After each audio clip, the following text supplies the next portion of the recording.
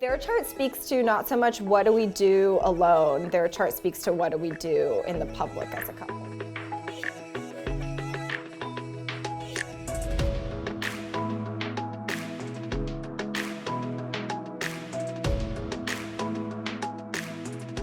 We're going to be talking about Lucille Ball and Desi Arnaz. We're going to first start with Lucille. She is a Capricorn rising and she has her moon in the first house.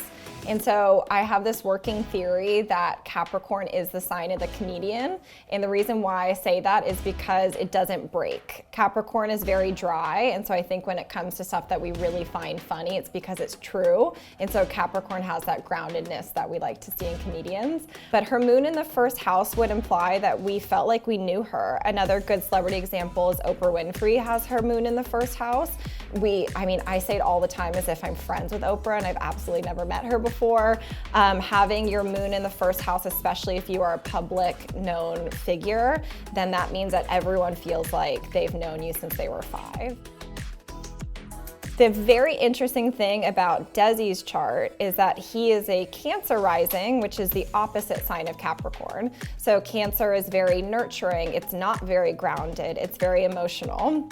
But he also has his moon in the first house as well. So they have this interesting opposites attract thing going on, but at the same time having that shared moon in the first house, which means that they were kind of what you see is what you get. I think if you believe that opposites attract, this would be a pretty awesome couple.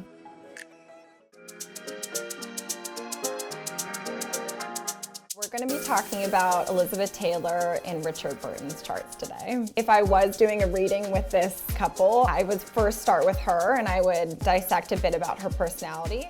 She has a Sagittarius rising. The rising sign basically dictates your first impression, how do other people perceive you. It explains why you walk into a room and act one way with new people and you're an entirely different person with the friends that you really trust and know. She has her sun, she has Mars, and she has Mercury all in Pisces. Pisces is a very emotional sign. She does not think with her head, she thinks with her heart. And so when it comes to personal relationships in particular, we're gonna see a flair for the dramatic. For Richard Burton, he is equally intense. His sun, which is his ego and who his conscious self is in Scorpio, which means that he's very intense, extremely introspective, probably had a lot of inner turmoil of his own, and that allowed him both to connect with people on a really deep level, but on his worst day, feel isolated in the amount of feelings that he had.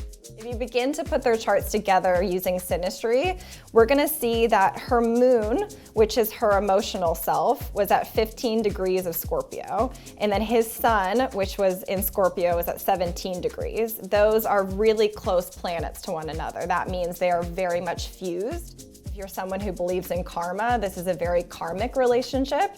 This is something that they were fated. There was something that they both had to figure out as individuals through this relationship, and it very much has to do with emotions.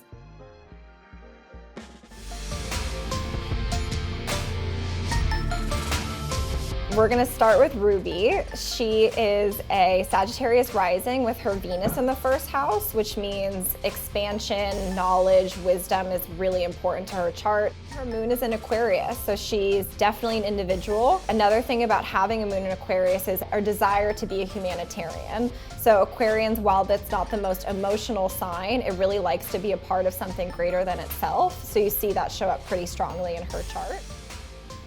For Ozzy, it's not dissimilar. His sun is in Sagittarius, so that means that his identity is around expansion, knowledge, and understanding how the world works. And then they have the same moon sign. His moon is also in Aquarius.